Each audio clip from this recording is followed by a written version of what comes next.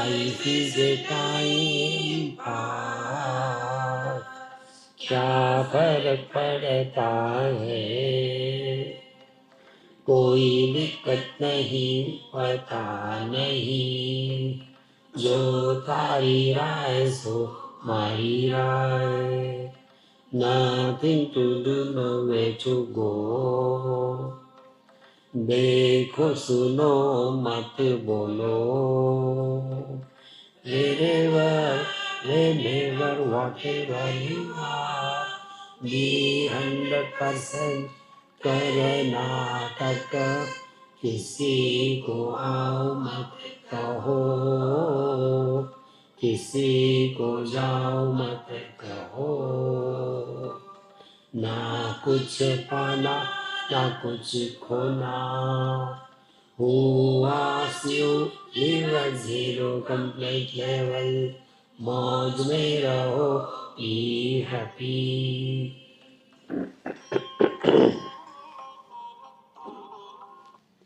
श्री कृष्णा श्री कृष्णा श्री कृष्णा श्री कृष्णा। गुरुर्ब्रह्मा गुरुर्विष्णु गुरुर्देवो महेश्वरः, गुरु साक्षात् परम ब्रह्म, तस्मै श्री गुरवे नमः, तस्मै श्री गुरवे नमः। तत्व विवेक। तत् means that. Tat is both dhatu as well as सर्वनाम। हिंदी में है ना? अच्छा, तो तत् माने परमात्मा, त्व माने परमात्मा ही और कुछ नहीं। इसको हमको पहचानना है, तत्व। और विवेक, विवेक का अर्थ क्या हो गया? जो ऑलरेडी है उसको पहचानना है, करना कुछ नहीं। देखो, सभी जो मार्ग है अध्यात्म के,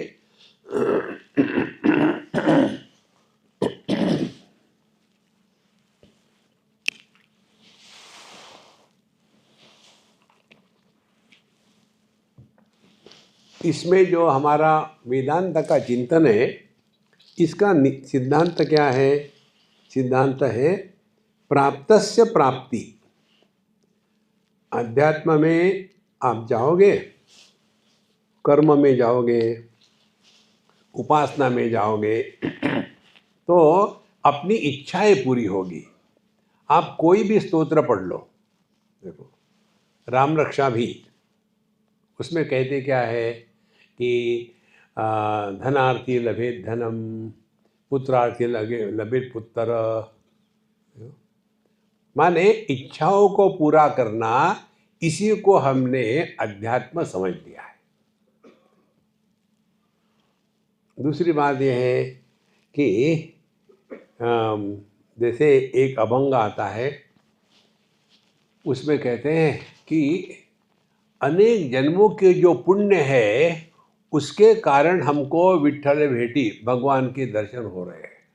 अनेक जन्मों के पुण्य माने हम देह में रहने वाले जीव है, और हमारे अनेक जन्म हो गए, और हमने अनेक जन्म में बड़े पुण्य किए हैं, इसीलिए मिला है। माने जैसे बैंक में बैक फॉरवर्ड होता है, पिछला कितना बैलेंस था 100 रुपये, अब कितना मिला 50, अब कितना हो गया 150। इसी प्रकार से हमारा इस जन्म का मैं काफी नहीं है, हमको पिछले जन्म के लिए आओ, और ऐसा करके इतना मोटा मैं हो गया, और ये मैंने साधना करी, मैंने पुण्य किया, और उसके कारण मुझे भगवान का दर्शन हुआ। देखो संतो, इन चीजों को समझ लेना है।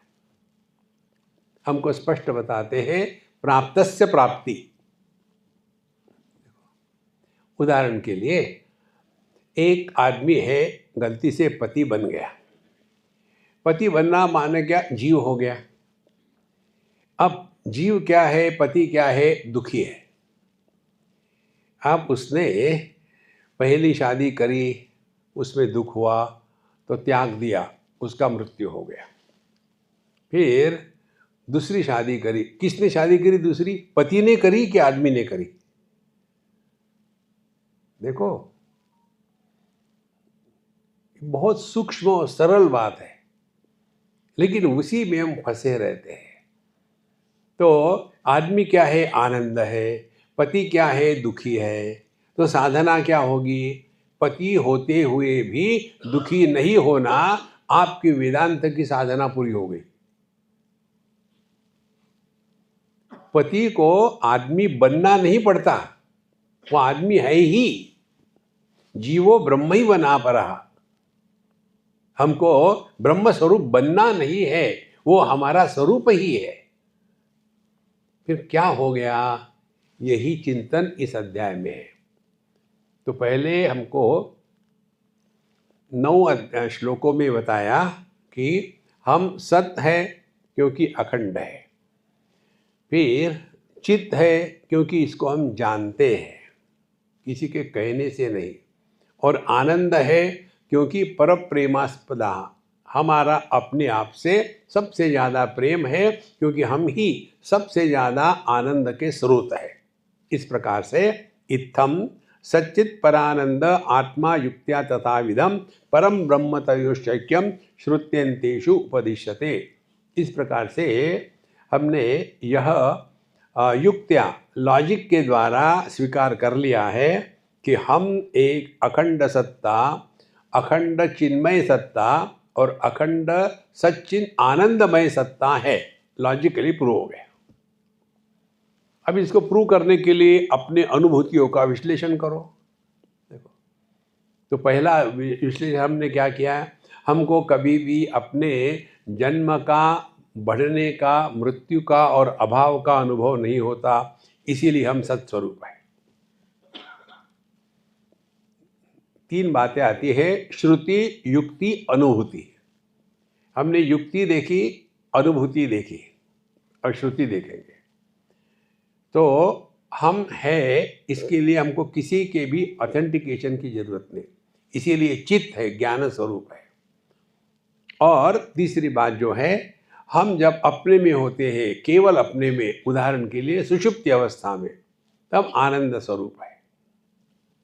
तो सुषुप्ति अवस्था यह अपने स्वरूप को पहचानने का एक साधन है। यदि हम सुषुप्ति में जागृत का अनुभव करें तो भगवान कृष्ण कहते हैं, या निशा सर्वभूतानाम तस्याम जागृति संयमी। संयमी कौन है, जिसका मन देश काल वस्तु इन तीनों के द्वारा प्रभावित नहीं होता, वो आदमी संयमी है।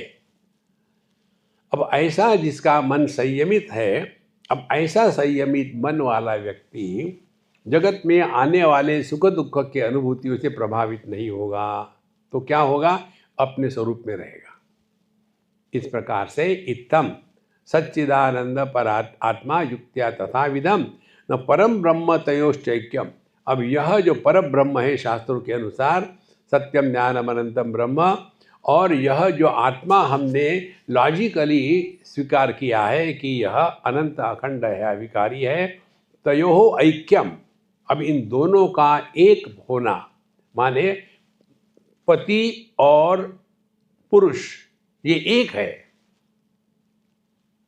श्रुत्यंतेषु उपदिश्यते, और यही श्रुति अंत माने उपनिषद। उपनिषदों में यही बताया है, तत्वमसि। देखो महाराज, इसको लेकर के हमने आपको एक बात कई बार बताई, फिर बताएंगे। यही सिर्फ करना है अध्यात्म के। बैठ करके परेशान मत होना।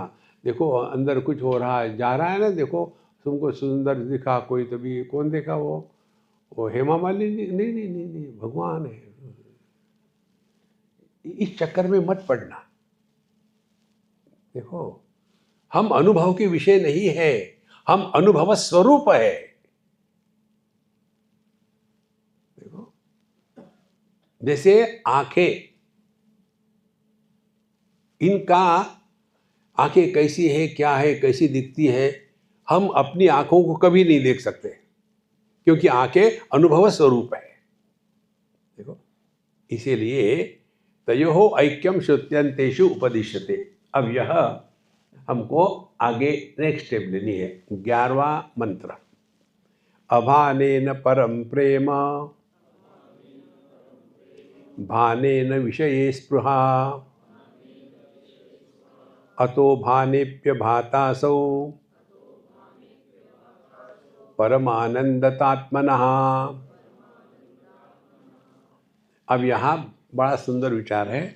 अभाने न परम प्रेम, जिसके बारे में हमको जानकारी नहीं होती उसके बारे में हमको प्रेम हो ही नहीं सकता।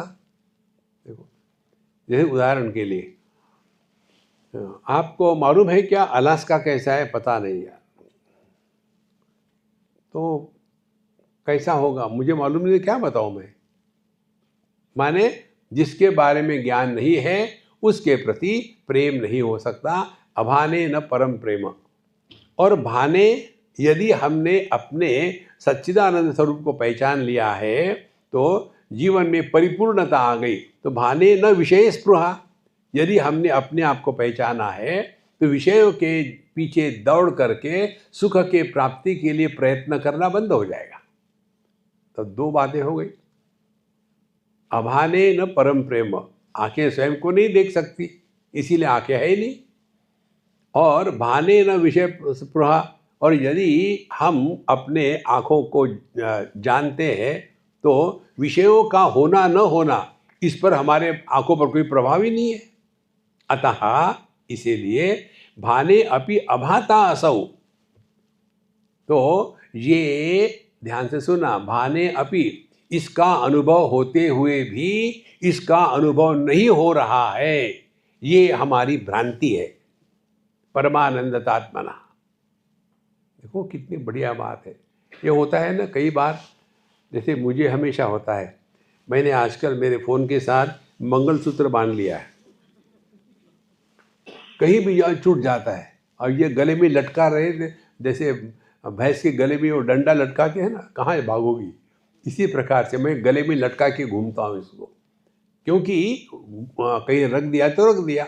इसी प्रकार से भूलना ये हमारा कंट्रीब्यूशन है, हर चीज़ भूल जाते हैं। इसी प्रकार से हमने अपने आप को भूल दिया है। तो अतो भाने अपि अभाता, हम होते हुए भी हम अपने को नहीं पहचानते। क्या? परमानंदतात्मना। देखो, जैसे कई बार होता है ना, हाथ में चाबी होती है, ढूंढते कहाँ गई कहाँ गई कहाँ गई, और फिर गुस्से में अपने सर को ठोकते तो वो चाबी लगती, अरे राम मिल गई। इसी प्रकार से प्राप्तस्य प्राप्ति, ये समझ लो। यदि आपके दिमाग में ये होगा ना, हमने मेडिटेशन किया फिर हमको ये दिखा वो दिखा, वो ये चक्कर में मत पड़ना। कर्म से, क्रिया से जो निर्माण होता है वो नष्ट होगा। परमात्मा निर्मित नहीं होता, परमात्मा प्रकट होता है। भय प्रकट कृपाला दीन दयाला। हाथ की चाबी पता नहीं कहाँ गई पता नहीं, और जब पता चला है, ये जो है ना वो ब्रह्मानंद है।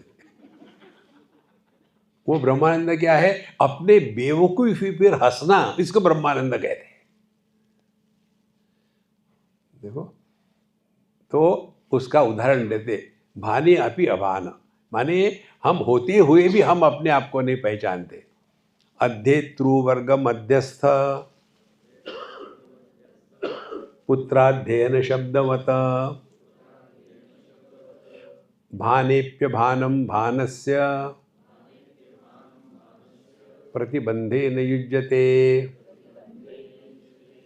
एक क्लास है, उसमें सभी बच्चे बैठ करके चैंटिंग कर रहे हैं। समझो भगवद गीता का 15वां अध्याय चैंट कर रहे हैं, और आप देख रहे हैं कि आपका भी बच्चा चैंट कर रहा है, देख रहे हैं। हाँ, और खड़े हैं और सभी बच्चों के साथ वो भी चैंट कर रहा है और आपका ध्यान कहाँ होगा, मेरे बच्चे की आवाज़ कैसी है। कितना भी ट्राई करो आप, वो चैंटिंग तो कर रहा है, भाने अपि अभानम, फिर सुनने की क्यों नहीं आ रहा है।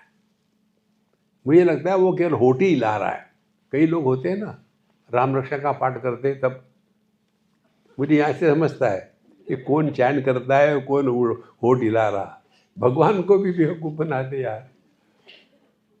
अपने फ़ोन में वो PDF उसका डाउनलोड कर लो और सबके साथ पढ़ो, बुरा नहीं होगा। तो ये पिता गया और देख रहा कि मेरा बच्चा क्यों नहीं चैंट कर रहा, उसकी आवाज़ क्यों नहीं सुनने को आ रही है। तो फिर उसने टीचर को कहा, टीचर बोले नहीं वो कर रहा है, नहीं मुझे तो नहीं सुनने को आया। बोला ठीक है फिर से शुरू कर दे।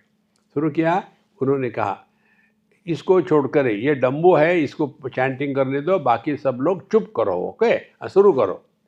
जब शुरू किया, अरे ये तो चैंट कर रहा था। तो क्या हो गया, अन्य बच्चों के चैंटिंग के कारण इसकी चैंटिंग मानो दब गई थी, मानो दब गई थी। देखो इसी प्रकार से भाने अपि अभानम प्रतिबंधेन युज्यते, कुछ तो भी प्रतिबंध आ गया है।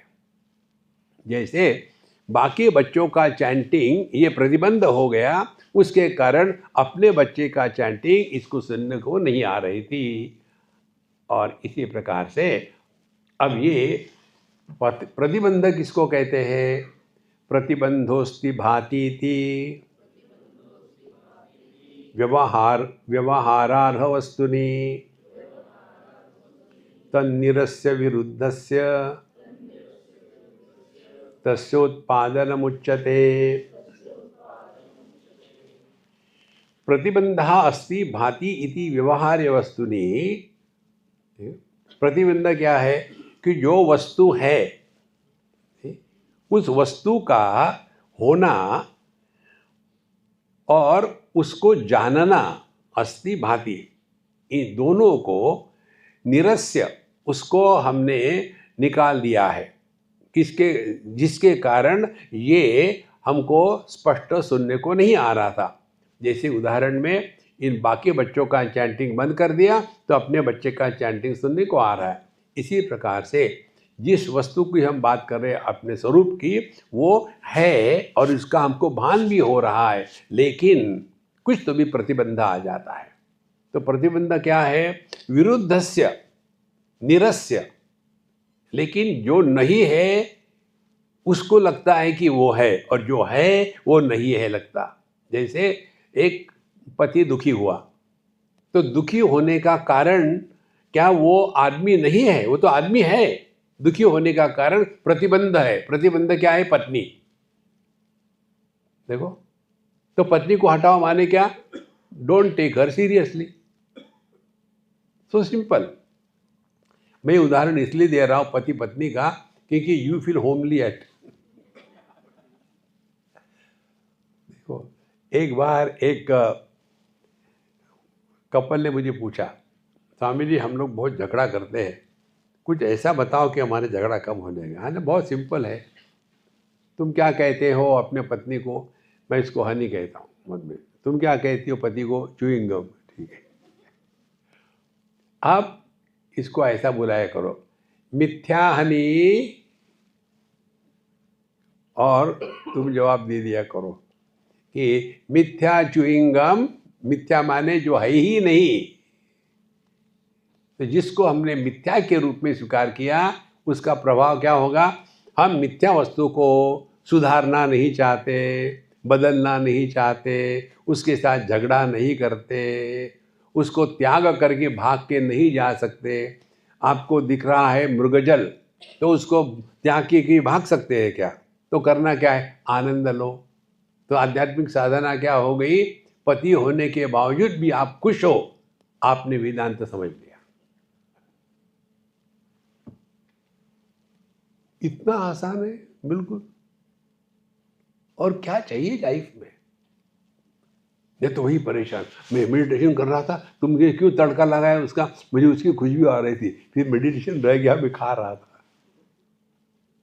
देखो महाराज, we have to live in meditation 24/7। ऐसे नहीं कि 15 minute 5 minute meditation, rest of the day frustration, no. तो प्रतिबंधोस्ति भाति इति व्यवहार्य वस्तुनि तन्निरस्य विरुद्धस्य तस्य उत्पादनम् उच्यते। तो जो नहीं है वो दिखने लग जाता है, और जो है वो दिखता नहीं है। कारण क्या है? ये प्रतिबंध आ गया। तो ये प्रतिबंध हम लोगों के जीवन में क्या है, कैसा है? आगे कहते हैं, तस्य हेतु समानाभि हार पुत्र ध्वनि श्रुतौ इहानादिरविद्यैव व्यामोहैक निबंधनम। अब ये जो उदाहरण दिया था, पुत्र ध्वनि श्रुतौ, अपने पुत्र का ध्वनि सुनने में क्या हो गया था?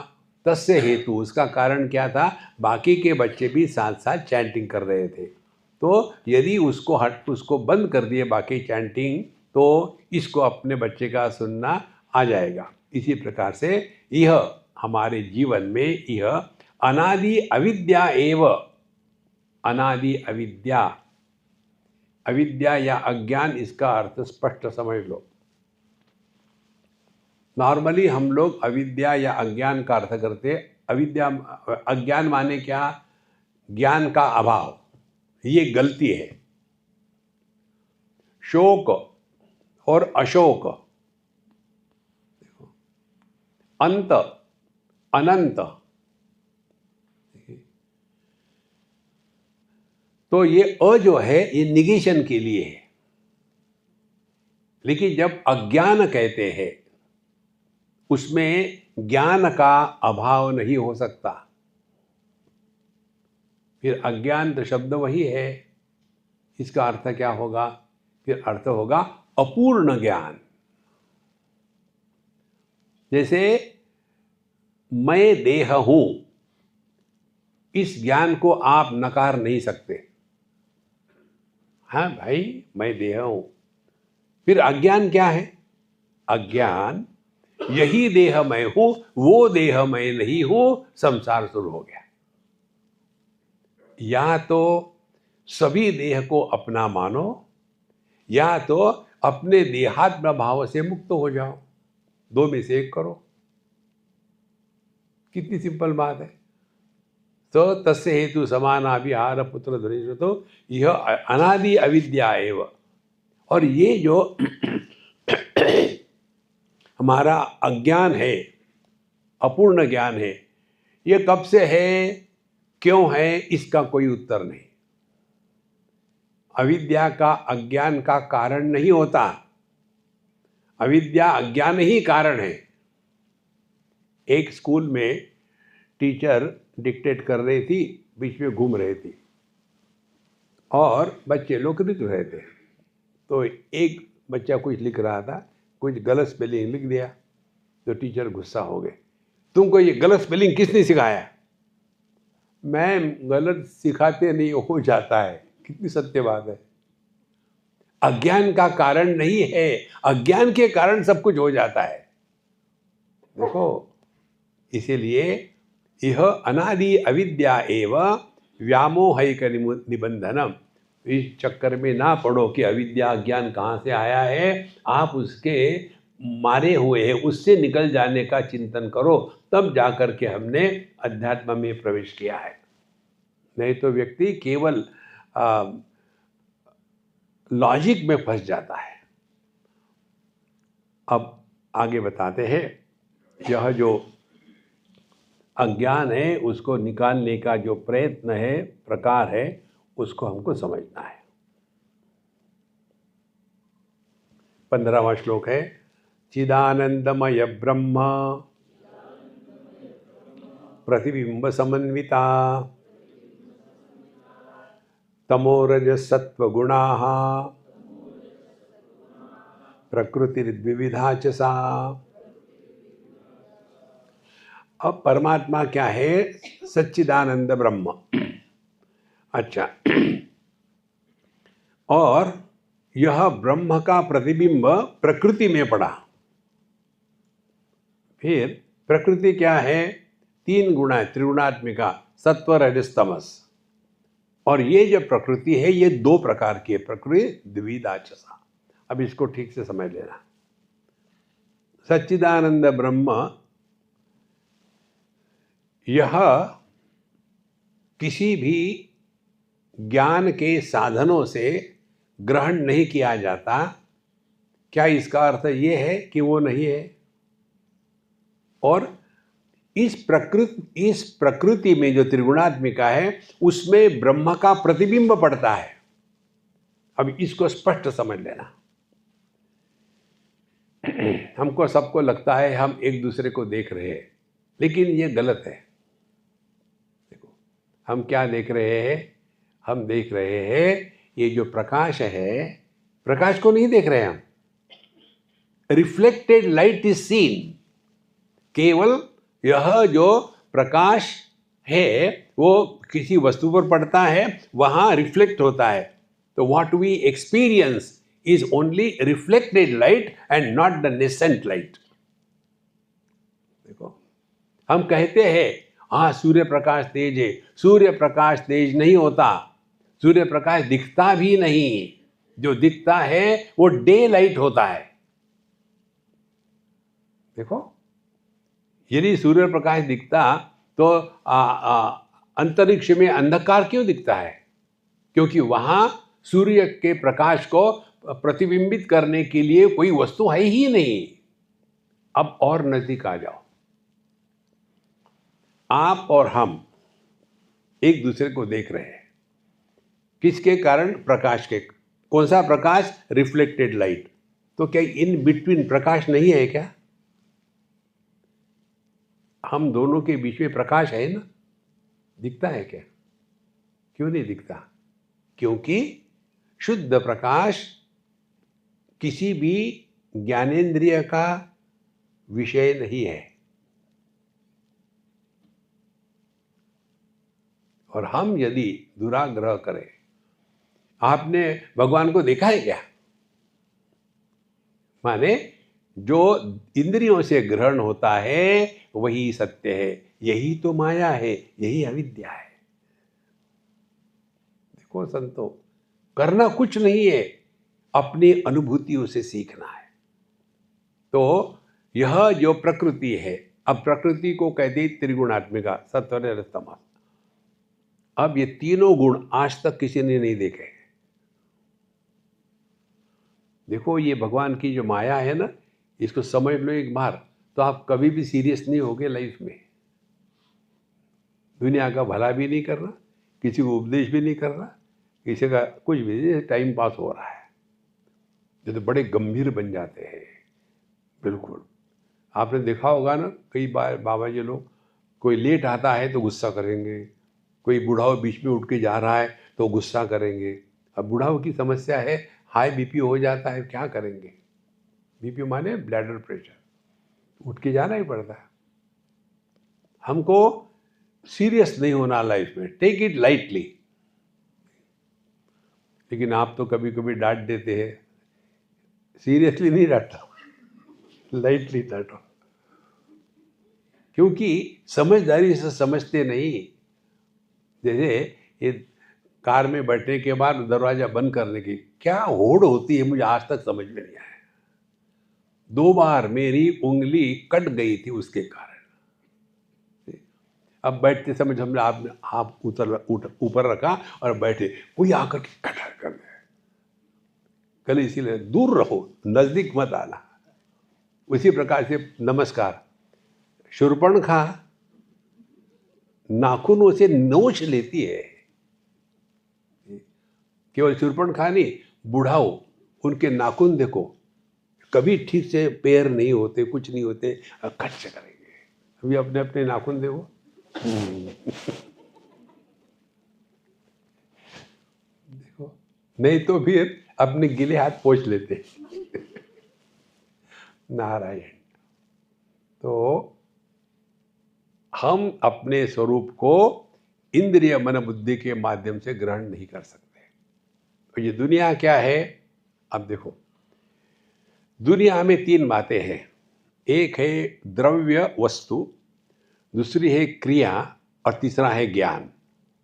ये तीनों को मिलकर के दुनिया बनती है। अब देखा तो सही। और फिर हमारा हमेशा का स्वभाव, जैसे किसी बच्चे को देखा, देख लिया बढ़िया है, चलो निकल जाओ। नहीं नहीं बेटा, किसके बाप हो, किसके बच्चे हो, क्यों पैदा हो गए, कहाँ से आए, कब मरने वाले, कोई जरूर है? देखो, तो हम देखते हैं दुनिया में भगवान ने दुनिया क्यों बनाई, तुमको परेशान करने के लिए। अच्छा, दुनिया क्या है, ईंट पत्थर कहाँ से आए, ये तमोगुण का कार्य है। अच्छा, और एक्टिविटी क्रिया ये रजोगुण का कार्य है।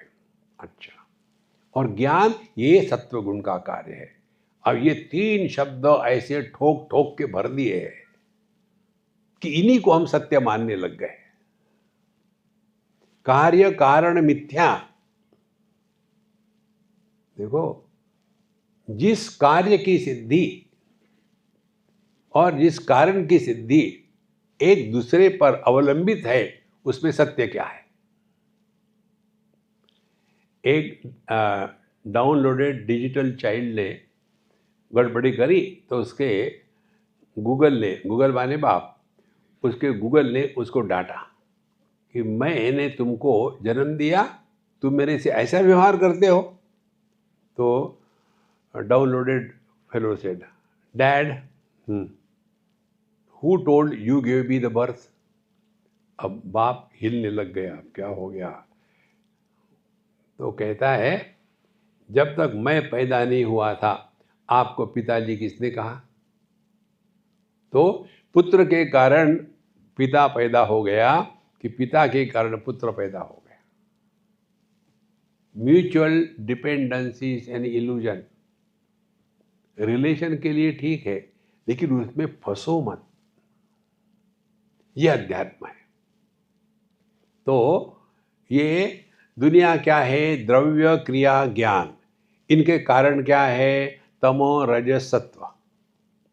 और यह जो प्रकृति है द्विविधा, ये दो प्रकार की प्रकृति है। देखो, पूरा हमको बता रहे विस्तार से। तो परमात्मा सच्चिदानंद ब्रह्म, इसका प्रतिबिंब माने रिफ्लेक्शन पड़ता है ये त्रिगुणात्मिका प्रकृति में। देखो, और जैसे रिफ्लेक्टिंग मीडिया होगी उसके अनुसार प्रतिबिंब दिखेगा। यदि रिफ्लेक्टिंग मीडिया डल होगी तो प्रतिबिंब भिन्न दिखेगा, यदि शेकी होगी तो प्रतिबिंब भिन्न दिखेगा, और यदि मीडिया जो है ये शुद्ध पवित्र शांत स्थिर होगी तो प्रतिबिंब की क्वालिटी डिफरेंट होगी। देखो, तो हमारे जितने भी अनुभव होते हैं ना, ये हमारे मन के स्थिति पर है। यदि हमारे मन में सूखा कचरा भरा हुआ है तो डल विटेड, उसमें परमात्मा का प्रतिबिंब बहुत डल मिले पड़ेगा। और फिर हाँ, कितना चाहिए, कितना मिलता है, वो हम उनके घर में शादी करना चाहते हैं। तो मुझे मालूम नहीं था ये सब धंधा, एक जगह मुझे पता चला, स्वामी जी आप इतना घूमते हो, हमारे लड़की के लिए कोई लड़का बताओ ना, आप तो जानते हैं कि हम कौन है क्या है ना। ठीक है, तो मैंने ठीक है, मैं देखूँगा। उनको ये समझ में नहीं आता कि मैं अपने लिए ढूंढ नहीं सका, दूसरे के लिए क्या ढूंढूंगा। इन कह देते फ्री में है ना। तो उन्होंने कहा, स्वामी जी हम तो 8 करोड़ खर्चे करने वाले हैं शादी में, तो 8 करोड़ के ऊपर का कोई होगा तो बताना। और सवाल ये आ रहा है, लड़का लड़की की शादी हो रही है कि बैंक अकाउंट की शादी हो रही है?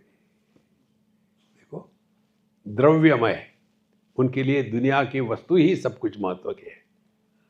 और दूसरे होते हैं क्रियामय, क्या करता है, कैसे करता है। और तीसरा होता है सत्व, शांत। देखो, तो जैसे प्रकृति उसके अनुसार प्रतिबिंब, और प्रकृति प्रतिबिंब का सिद्धांत समझ गए। अब आगे जाते हैं। सत्व शुद्ध विशुद्धिभ्याम माया विद्ये च ते मते माया बिंबो वशीकृत्य ताम स्यात् सर्वज्ञ ईश्वरः। अब ये जो माया है, प्रकृति है, सत्व शुद्ध विशुद्धिभ्याम, तो ये माया या प्रकृति दो प्रकार की है। शुद्ध है माने केवल सत्व, केवल सत्व माने निरभ्र आकाशवत शांत, ऐसा पानी कि जो हिल नहीं रहा हो, सत्व शुद्ध विशुद्धिभ्याम। और दूसरी जो दूसरा पानी है वो है उसमें थोड़ी गड़बड़ी है। तो दो प्रकार की कंडीशनिंग हो गई, प्रकृति हो गई, सत्व प्रकृति और रजस तमस टुगेदर। अब इसमें कहते हैं माया बिंबो वशीकृत्य। अब सत्व प्रकृति में जब परमात्मा का प्रतिबिंब पड़ता है उसको कहेंगे माया बिंब। बिंब माने जो प्रतिबिंबित हो रहा है और जो प्रतिबिंब है उसके जैसा ही है, तो माया बिंब वशीकृत्य। ध्यान से सुनना, परमात्मा एकमेवा द्वितीय, वहाँ कुछ नहीं। अब उसकी प्रकृति माया, अब इस माया में परमात्मा प्रकट हो रहा है। कौन सी माया? केवल सत्व शुद्ध माया।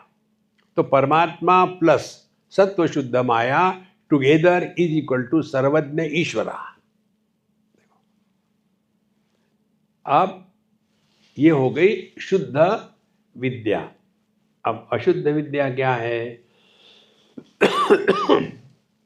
अविद्या वशगः तु अन्यः तद्वैचित्र्यात् अनेकधा सा कारण शरीरम स्यात् अभिमानवान।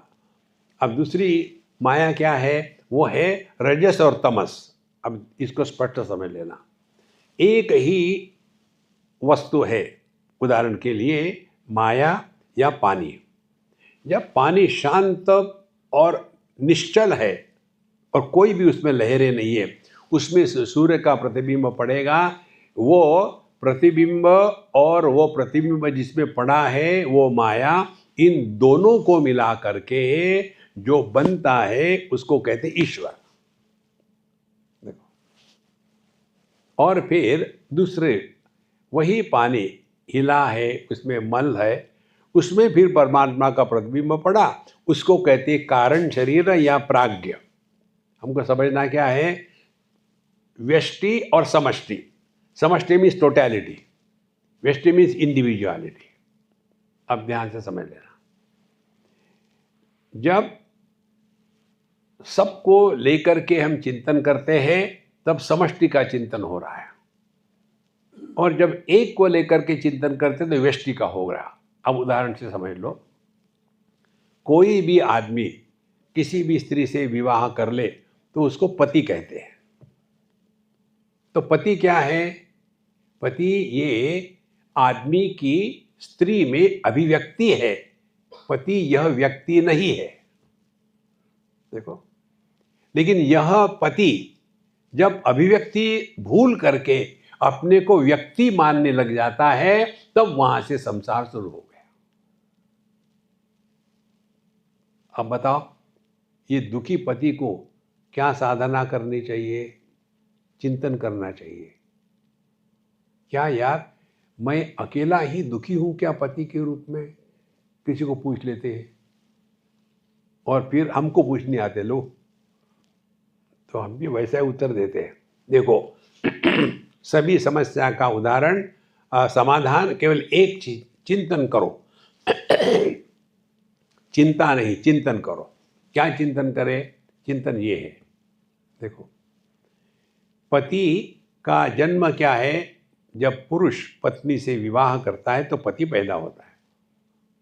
तो जैसे पुत्र, कोई भी स्त्री जब बच्चे को डिलीवर करती है तो पुत्र है।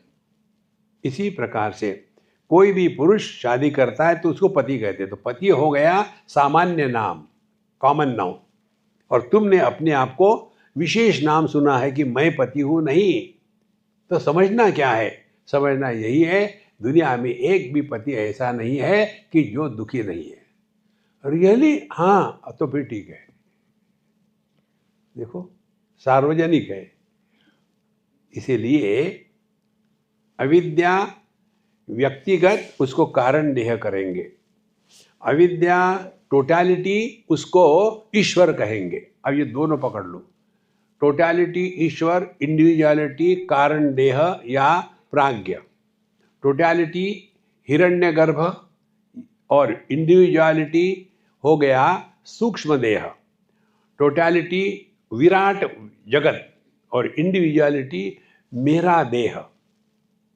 ये तीन चीजों को पैरेलल समझ लेना है और ये सब का आधार एक है। देखो फिर से समझ लेना, एक परमात्मा ब्रह्म अपने ही प्रकृति में प्रकट हो रहा। टोटलिटी की दृष्टि से लेंगे तो वह ईश्वर है, इंडिविजुअलिटी दृष्टि से लेंगे तो वह कारण देह है, इसी को जीव कहते हैं।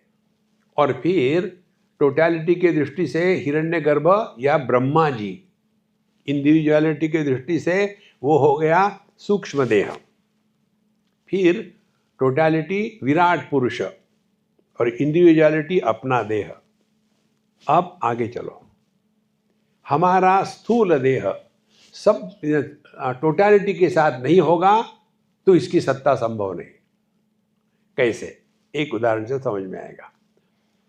इंडिविजुअल देह, इसमें प्राण है, जिंदा है तो ये प्राण जिसको हम देह के अंदर में प्राण कहते हैं, बाहर उसी को हवा कहते हैं। देखो, तो हवा और प्राण इनका संबंध यदि हमने तोड़ दिया थोड़े समय के लिए, कैसे? कुंभक करो, कितना? आधा घंटा। जीवन संभव है? तो बाहर की हवा और अंदर की हवा एक ही है। और इसीलिए हमको समझना क्या है, देह में हवा है जिसको प्राण कहते हैं कि यह देह हवा में है। दृष्टि में बदल आ जाएगा। देखो, जो वस्तु हमारे मन में होती है उसी का हमको ज्ञान होता है। आपके मन में जो वस्तु है उसका ज्ञान मुझे नहीं होगा। तो जैसे ये वस्तु है, ये पानी की बोतल, ये कहाँ है? बाहर है, लेकिन इसका ज्ञान कहाँ हो रहा है? अंदर मुझ में हो रहा है। तो ये बाहर वस्तु, उसका ज्ञान अंदर, ये दोनों तभी संभव है जब दोनों एक ही मन के हैं। और इसीलिए देह मन में है कि मन देह में है। चिंतन करो तो पता चलेगा कि ये देह मन में है। देखो महाराज, धीरे धीरे अपने स्टैंड पॉइंट को बदलना, इसी को अध्यात्म कहते हैं। झगड़े जो होते हैं ना, इसका एक ही कारण है, हम एक दूसरे के स्टैंड पॉइंट नहीं समझते। ये जो दो जनरेशन का झगड़ा होता है ना, माँ बाप और बच्चे, अब बच्चे बड़े हो गए, वो भी कमाते हैं, रहते हैं अपने आप में, उनके भी जीवन है, पत्नी है, बच्चे, जिनका जीवन जीने दो ना। लेकिन आजकल के बच्चे बड़ों का आदर नहीं करते, दुख शुरू हो गया। अरे उनके स्टैंड पॉइंट से देखो। देखो महाराज, ये है वेदांत का अध्ययन। नहीं तो खामोखाम परेशान होकर के नाक दबा करके हवा भरते रहो, कुछ नहीं होगा। सो अविद्या वशगः तु अन्यातर वैचित्र्यात् अनेकधा सा कारण शरीरम स्यात् प्राज्ञस्तत्र अभिमानवान। तो अविद्या के वश में आकर के जो अनेक प्रकार के संस्कारों को लेकर के रहता, वह कारण शरीर है, और इस कारण शरीर को मय करने वाला प्राज्ञ है। तो ये दोनों एक ही है। समष्टि में जिसको ईश्वर कहते हैं, व्यष्टि में उसको प्राज्ञ कहते हैं। समष्टि में जिसको सूत्रात्मा, हिरण्यगर्भ या ब्रह्मा जी कहते हैं, व्यष्टि में उसको सूक्ष्म देह कहते हैं। समष्टि में जिसको विराट देह कहते हैं, व्यष्टि में इसको अपना देह कहते हैं। कहाँ अलग है? और ये केवल उनके लिए नहीं है कि जो जानते हैं, ये सबके लिए है। लेकिन जो जानेंगे उनके जीवन की क्वालिटी भिन्न होगी। जो नहीं जानेंगे वो तू मैं करके झगड़ा करते रहेंगे। इसीलिए ये जो ज्ञान है, इसके द्वारा हम किसी भी गलत फहमी में कभी नहीं रहेंगे। अब ये 3 गुण जो हो गए, अब 3 गुणों का कार्य क्या है ये बता दे 18वें श्लोक में। तम प्रधान प्रकृते है तद्भोगायेश्वराज्ञया वियत पवन तेजोम्बु भुवो भूतानि जजनिरे। अब एक एक तमोगुण का कार्य बताते हैं। तो वह परमात्मा तमोगुण का आधार करके प्रधान प्रकृति है, तद्भोगाय ईश्वराज्ञया। तो जो प्रधान या प्रकृति है या माया है, वो उसका जो तमोगुण भाग है उसको लेकर के ईश्वर की आज्ञा से यह स्थूल जगत निर्माण करता है। कौन सा स्थूल जगत है? ये पंच महाभूत, वियत पवन तेज अम्बु भुवानी, इस प्रकार से भूतानी, ये पंच महाभूत निर्माण किए। तो ये पंच महाभूत जो है ये तमोगुण का कार्य है। देखो अब एक एक देख लो। ऐसे है क्या कि महात्माओं के शरीर में जरा ज़्यादा ये पंच महाभूत होते हैं? ये कौन है महात्मा? बड़े महात्मा क्यों? हाँ, इनमें 12-14 महाभूत है। अरे नहीं, वही है, कोई अलग नहीं है। ये जो हम फंसे हैं ना, इससे अपने को निकल जाना है। यदि आप वास्तविक वेदांता का चिंतन कर रहे हो ना, तो सब कुछ करना छोड़ दोगे, फिर सब कुछ होता रहेगा आपके माध्यम से। जब होता रहेगा तो वहाँ सफलता की गर्मी नहीं होगी और विफलता की ग्लानि नहीं होगी। फिर लाइफ क्या होगी? Life is a time pass. Time pass के लिए जो जीते हैं वो कभी दुखी नहीं होते। जो कुछ करने के लिए, ये करना वो करना, ऐसा दुनिया का भला करना है, जिसने बनाई दुनिया वो फ्रस्ट्रेट हो गया, उसने मुझे बताया है। और हम दुनिया का भला करना चाहते हैं। देखो महाराज, हम लोग भागवत पढ़ रहे हैं ना शाम को, उसमें हमने बताया आपको, भगवान कृष्ण स्पष्ट कहते हैं कि ये पृथ्वी पर अधर्म हो गया था, इसीलिए ब्रह्मा जी के साथ सभी लोग मेरे पास आ गए और फिर मुझे कहा कि आप ये काम करा दो ना। तो देखो, भगवान को जब काम करने को बोलते हैं तो हमको बताया तो कुछ खास बात है। फिर भगवान आकर के पृथ्वी पर जो बुराई थी उसका नाश कर दिया। सब खत्म करने के बाद फिर उसमें अंतिम अपने बच्चों का भी नाश करना पड़ा और फिर वापस चले गए। तो ये क्या है? ये नाटक है। इसीलिए किसका भला करना, किसका बुरा करना, इस चक्कर में ना जिए। तो फिर कैसे जिए? Be like a flower having fragrance. कोई आता है तो सुगंध ले जाओ, नहीं आता है तो क्या फर्क पड़ता है? देखो, नहीं तो व्यक्ति के दिमाग में यदि कीड़ा घुस गया है ना कि हमको किसी का भला करना है, किसी का भला तो नहीं होगा, अपना सत्यानाश जरूर होगा। और हमारी भलाई क्या होगी दूसरे के लिए? एक आपको उदाहरण देते हैं, ठीक से समझ लेना है इसको। एक बार मैं उन दिनों में इलाहाबाद से हावड़ा जा रहा था, और वो टिकट जो होते ना, वो ऐसे कार्डबोर्ड के टिकट होते थे उन दिनों में, बहुत पुरानी बात है। तो मुझे हमारे होस्ट ने टिकट पकड़ा दिया और 3 टायर में मैं अपना घुस गया। टीटी आया, कहाँ जा रहे बाबा जी? मैंने टिकट देखा, बोले उतरो। क्यों? बोले ये रिजर्व कंपार्टमेंट है, जनरल में जाके बैठो। हमने कहा मैं चलती गाड़ी से उतरूँगा तो मरूंगा ना, अगले स्टेशन में उतर जाना। ठीक है। फिर वापस आया, मैं वही था, उतरे नहीं। तो फिर क्या करें, फिर मैंने उसके साथ अंग्रेजी में बात करी कि मुझे हावड़ा में जाना है, वहाँ मेरा कल से सत्संग है, मैं नहीं जाऊँगा तो इतने लोगों की मुश्किल हो जाएगी, तो मुझे जाने दीजिए प्लीज़, ना मत कहिए। मैंने अंग्रेजी में कहा, उसको कुछ समझ में नहीं आया। ठीक है ठीक है। उस दिन मैंने अंग्रेजी मैया की जय। देखो महाराज, महाराष्ट्रात मराठीच बोला, यूजलेस। संप्राप्ते सन्निहिते काले नहीं नहीं रक्षति डुक्रुम करणे। आप कौन सी भाषा में बोलते हो, इससे महत्व का विषय है आप क्या बोलते हो।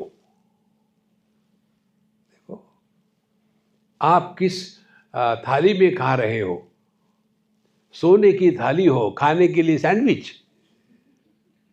देखो, पत्तल हो और खाने के लिए पूरन पोड़ी। हाँ फिर ठीक है। देखो महाराज, इसीलिए ये बहुत सिंपल बात है। तो गाड़ी शुरू हो गई और जो सज्जन को हमको बैठने की जगह थी नहीं, तो हम अपने सूटकेस लेकर के बाथरूम के पास बैठे। तो गाड़ी शुरू हो गई, दग दग शुरू हो गया। 3 टियर में बीच में वाला जो भी था वो उसको भगा दिया नीचे वाले ने, और नीचे वाला स्पिरिचुअल था। बट जैसे गाड़ी शुरू होगी उसने अपना यज्ञ कर्म शुरू कर दिया। बैठा, चला बसुया शुरू कर दिया। उसके पश्चात अब गाड़ी शुरू हो गई, वो हिल रहा था, ये हो रहा था। तो मुझे उसने बैठाया, आप कब तक खड़े रहेंगे, बैठो यहाँ। तो ठीक है महाराज, बैठ गया। और फिर जब उसको मुश्किल हो रही थी तो मैं आपको मदद करता हूँ, आप आराम से बैठिए। मैंने उसकी बोतल ली, उसको डाल करके दे दिया। बाकी के लोग, बाबा जी भी लगता है पीने वाला है। अच्छा हो गया। धीरे धीरे फिर वो स्पिरिचुअलिटी अपने हाइट पर पहुंच गई और उसका मेडिटेशन शुरू हो गया। तो उसके जो चरण कमल थे हमारे गोद कमल में आके पड़े, और उसका सर था खिड़की की तरफ, सो गया।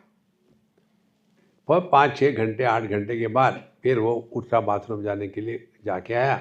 बोले आप कब तक बैठोगे? बोले कोई बात नहीं, मैं खड़ा रहता हूँ। बोले नहीं नहीं नहीं, अब आप लेटो, मैं बैठता हूँ। देखो, कम से कम उसने बैठने की जगह तो दी। तो हो गया। और जब हम उतरे हावड़ा में तो हमको लेने के लिए काफ़ी लोग आए थे, फूलों की माला वगैरह सब नाटक था। उसने कहा अरे आप तो बड़े हैं। हमने कहा मैं बड़ा नहीं हूँ, सिद्धांत ये है जो आदर देते हैं वो बड़े होते हैं, जो आदर लेते हो वो बड़े नहीं होते। देखो, बोले कुछ भी हो। उसने अपने जेब से 100 रुपये का बंडल निकाला। उन दिनों में बड़ी वाली नोट, उसके ऊपर नहीं था। तो मैंने बोला कि मुझे नहीं चाहिए, मैं नहीं लेता, मुझे सबको चाहिए। बोले नहीं आपको ले। मैं नहीं लूँगा। तो उसने कहा कि मैं आपको इसलिए दे रहा हूँ कि मुझे हर एक ने बताया, मेरी पत्नी ने, मेरे घर वालों ने, दारू पीना छोड़ दो, खराब होता है। आपने मुझे एक बार भी नहीं बताया कि दारू पीना छोड़ दो। ऑन द कॉन्ट्री आपने मुझे मदद करी, मैं गिर रहा था। तो हमने कहा देखो भाई, हमारा सिंपल गणित है, हमारे लाइफ में कन्हैया की सिवा कोई आता नहीं है। उसकी मर्जी है, दारू पी के आए या कुछ और करके आए, हमको कोई मतलब नहीं। हमारा ध्यान उस पर है। तो हम भगवान को स्वीकार करते, जैसे आ जाओ, जो तारी रहा है सो मारी रहा है। आप उसने कहा कि अब आप बताइए मैं इस पैसे का क्या करूं। हमने कहा देखो किसी बच्चे का एजुकेशन में लगा दो, ठीक है, और क्या है। फिर उसने कहा उसने कहा कि मैं अब बताता हूँ, आज के बाद मैं कभी नहीं पीऊँगा, और जितना पैसा मैं इसमें लगाता था वो सब किसी बच्चों के एजुकेशन में लगाऊंगा। अब मुझे क्या मिला उसमें? देखो महाराज, जो जैसा है उसको वैसा स्वीकार करना ये अध्यात्म है। किसी को सुधारने के लिए हमको भगवान ने यहाँ नहीं भेजा। उद्धरेदात्मनात्मानम नात्मानम अवसादयेत। हम दूसरों का उद्धार करने नहीं जाते। और दूसरों का उद्धार क्या होगा? यदि मैं गीता पढ़ता हूँ, हर एक ने गीता पढ़नी चाहिए। अरे जो उनकी मर्जी है, जो करे वो करे। मैं यदि दूध पीता हूँ, हर एक ने दूध पीना चाहिए। ये जो दुराग्रह है, यही तो ईगो है। इसी से अपने आप को बचना है। इसीलिए तम प्रधान प्रकृति है तद्भोगा ईश्वरान्यया वियत पवन तेजो, ये सब ईश्वर की ही निर्मित है। और इसीलिए हमको किसी को सुधारने का चक्कर कभी नहीं करना चाहिए। हमको ध्यान अपने तरफ। ये हो गया तमोगुण का कार्य जगत। अब सत्वांश ही पंचबीस तेषान कर्माधीन्द्रिय पंचकम श्रोत्रत्व अक्षि रसन घ्राण आख्याम उपजायते। अब ध्यान से सुनना, ये पंच महाभूत उसका तमोगुण का अंश लेकर के ये स्थूल जगत बना। फिर वही पंच महाभूत उनका सत्व गुण लेकर के और 5 ज्ञानेंद्रिय लेकर के इकट्ठे मिलकर के हमारे 5 ज्ञानेंद्रिय बन गए। कौन से ज्ञानेंद्रिय? उन्होंने सब नाम गिनवा दिए, आप सब जानते हैं।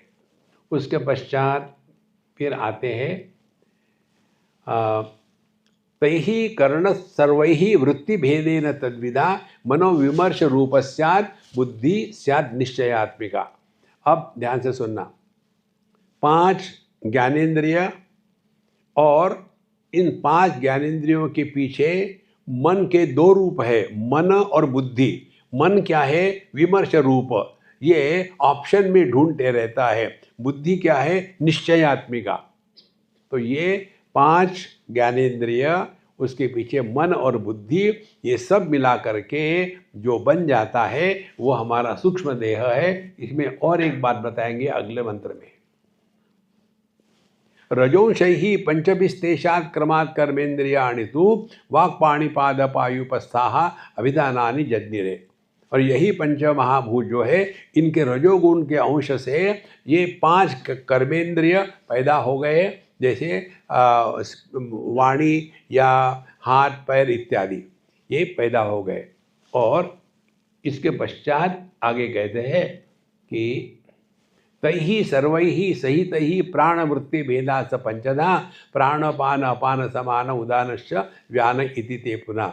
और यह इसी रजोगुण के ही द्वारा जो बाहर की हवा है वो हमारे देह में प्रवेश करने के पश्चात यही हवा को 5 भागों में बांटते हैं, प्राण अपान व्यान उदान समान इत्यादि। अब क्या क्या हो गया? पंच ज्ञानेंद्रिय, पंच प्राण और पंच महाभूत, और उसके बाद मन बुद्धि। ये 17 जो चीज़ है, ये 17 चीज़ें बना करके अब हमारा सूक्ष्म देह बन गया है।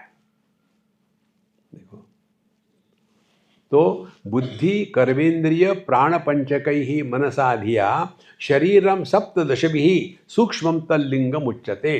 तो हमारा सूक्ष्म देह क्या है? कर्मेंद्रिय, प्राणेन्द्रिय, बुद्धिन्द्रिय, कर्मेंद्रिय, ज्ञानेन्द्रिय, प्राण पंचकम 15 और मन बुद्धि 2 17। ये 17 को मिला करके हमारा सूक्ष्म देह है। देखो कितनी स्पष्टता आ गई। और हमने पहले दिन भी बताया था, जैसे सनातन धर्म क्या है? यह वास्तविकता का विश्लेषण है। जैसे केमिस्ट्री, फिजिक्स, मैथ्स सबके लिए सामान्य है, उसी प्रकार से यह सूक्ष्म देह सबके लिए उसी प्रकार का है। स्थूल देह सबका उसी पंच महाभूतों से बना है। ये बात जब समझ में आ जाती है ना, तब अन्य का दर्शन होते हुए भी भेद का प्रतिपादन नहीं होता। नहीं तो तू मैं इसी में फंसे रहते हैं। देखो, तो यदि हम अध्यात्म के मार्ग पर चलने वाले हैं तो हमको दुनिया से लेना देना नहीं है। इन चीज़ों से अपने आप को हटा लो, तब जाकर के अध्यात्म होगा। एक बार एक कैथोलिक लड़की, कैथरीन उसका नाम, वो हमारे बड़े फ्रेंड थे, दोनों पति पत्नी। तो एक बार कुछ हो गया तो उसको खून देने का चक्कर आया। तो उसके पति ने मुझे कहा कि वो बहुत ब्लीड हो रही है डिलीवरी के बाद, क्या करें। हमने कहा उसके माँ बाप को बुलाओ, खून दिलवा दो। बोले वो कहते हैं कि हमको हमारे धर्म के अनुसार किसी को खून देना अलाउड नहीं है। ना, हद हो गई यार। मेरे तुम भगवान से प्रार्थना कर मेरा खून लग जाए। लग गया, दे दिया। 15 दिन के बाद मैं उसको मिला। फिर मैंने जाके कहा, कैथी, हाँ साधु बाबा थैंक यू वेरी मच। ऐसे नो थैंक यू। फिर ये बताओ, बोतल कैथोलिक, लिकर हिंदू, कौन हो तुम? देखो संतो, जिसके द्वारा भेद का प्रतिपादन, भेद का समर्थन होता है, वह अज्ञान का क्षेत्र है। भेद का प्रतिपादन और भेद का समर्थन, हम यदि इस मार्ग पर चल रहे हैं तो हमको नहीं करना। भेद देखना ये तो अज्ञान का क्षेत्र है, एक को पहचानना ये ज्ञान का क्षेत्र है। तो शरीरम सप्तदशभिः सूक्ष्म तल्लिंगम उच्यते, तो यह लिंगदेह हो गया। नाउ अब आते हैं कारण देह पर। प्राज्ञस्तत्राभिमानेन तैजसत्वं प्रपद्यते, हिरण्यगर्भतामीशः तयोर्व्यष्टि समष्टिता। और प्राज्ञा तत्र अभिमानेन, ये प्राज्ञ क्या है? यह इस कारण देह के साथ तादात्म्य कर लिया, तैजसत्वं प्रपद्यते, उसको कहते हैं तेजस हो गया सूक्ष्म देहाभिमानी, और कारण देहाभिमानी हो गया प्राज्ञ। तो प्राज्ञ, तेजस और विश्व, विश्व हो गया स्थूल देहाभिमानी। तो ये तीन हो गए, प्राज्ञ कारण देहाभिमानी, तेजस सूक्ष्म देहाभिमानी और विश्व स्थूल देहाभिमानी, व्यष्टि इंडिविजुअल। टोटैलिटी में ईश्वर, टोटैलिटी के लिए कारण देह, और हिरण्यगर्भ टोटैलिटी का सूक्ष्म देह, और विराट पुरुष यह टोटैलिटी का स्थूल देह। अब इनको अच्छी तरह से समझ लेना। तो कार्य कारण, कार्य क्या है? कारण की अभिव्यक्ति है, और इसीलिए बिना कारण के कार्य की सत्ता नहीं होती। तो जैसे कारण क्या है? पंचमहाभूत, और कार्य क्या है? प्राण। तो यदि कारण और कार्य इन दोनों का संबंध नहीं रहा तो जीवन संभव नहीं है। देखो कितनी महत्व की बात है। इसी प्रकार से जैसे हमारे स्वप्न के अनुभव होते हैं, ये विषय हमको बता रहे हैं ना, ये योग वशिष्ठ में आता है, बहुत अच्छा हमको लगा इसको।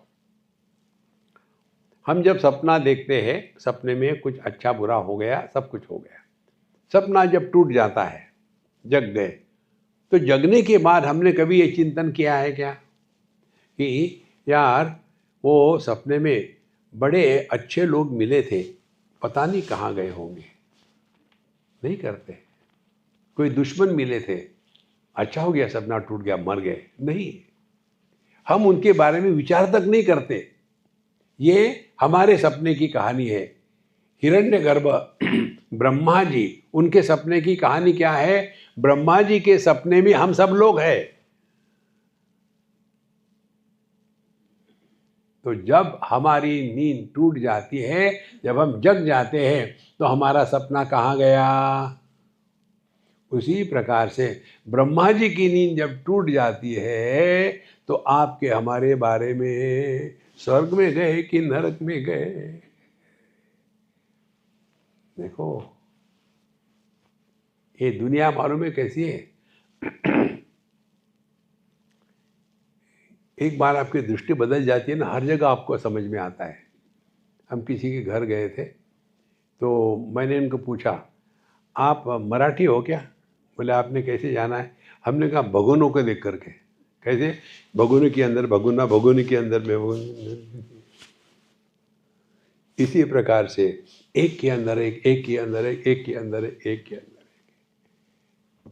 देखो, तो व्यष्टि के अंदर समष्टि, हम, हमारे अंदर में फिर हमारी सृष्टि, फिर हमारी सृष्टि कौन सी है? कितनी सृष्टियाँ है? फिर पति बनने के बाद एक सृष्टि है, बाप बनने के बाद सृष्टि है, फिर पुत्र बनने के बाद तीसरी सृष्टि है, ब्रदर इन लॉ बनने की चौथी सृष्टि है। कितनी हो गई, विस्तार को प्राप्त हो गई।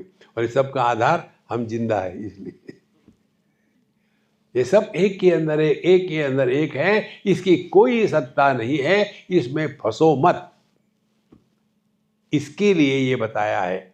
तो प्राज्ञ तत्र अभिमानेन तैजस सत्वं प्रपद्यते हिरण्यगर्भतामीश तयो व्यष्टि समष्टिता। इसीलिए हिरण्यगर्भ जो है वो समष्टि है, और सूक्ष्म देह है वो व्यष्टि है, इंडिविजुअलिटी है। प्राज्ञ ये है ईश्वर, और तेजस और प्राज्ञ ईश्वर है, और तेजस सूक्ष्म देहधारी। इस प्रकार से व्यष्टि समष्टि को समझ लेना है। फिर समष्टि ईशः सर्वेषां स्वात्म तादात्म्य वेदनात् तद अभावात् ततोन्नेतु कथ्यते व्यष्टि संज्ञया। जो सबके साथ एक होकर के रहता है उसको ईश्वर कहते हैं, और जो एक के ही साथ रहता है उसको व्यष्टि या इंडिविजुअलिटी कहते हैं। अब ऐसा समझ लो, हम पूरे शरीर के साथ जो मैं है वो ईश्वर है, और केवल एक इंद्रिय के साथ जो मैं है, कौन सा? मुझे आजकल ठीक से दिखता नहीं, तो एक के साथ हो गया, तो देखने वाला मैं हो गया व्यष्टि, इंडिविजुअलिटी। पूरे देह के साथ रहने वाला मैं हो गया ईश्वर। यदि ईश्वर नहीं है तो व्यष्टि की कोई सत्ता नहीं। धीरे धीरे धीरे ये टोटलिटी इंडिविजुअलिटी पर ध्यान देते रहो, तो आप देखेंगे कि टोटलिटी में कोई समस्या है ही नहीं, इंडिविजुअलिटी में समस्या के सिवा और कुछ है नहीं। इस प्रकार से यह जो ज्ञान है, इस ज्ञान के द्वारा हम इस जगत में सहज रहना शुरू करेंगे, और उसमें सहजता क्या है, कैसी है, इसका चिंतन हम कल के सत्संग में करेंगे। ओम पूर्णमदः पूर्णमिदं पूर्णात् पूर्णमुदच्यते पूर्णस्य पूर्णमादाय पूर्णमेवावशिष्यते। ओम शांति शांति शांति। हरि ओम। श्री गुरुभ्यो नमः। हरि ओम।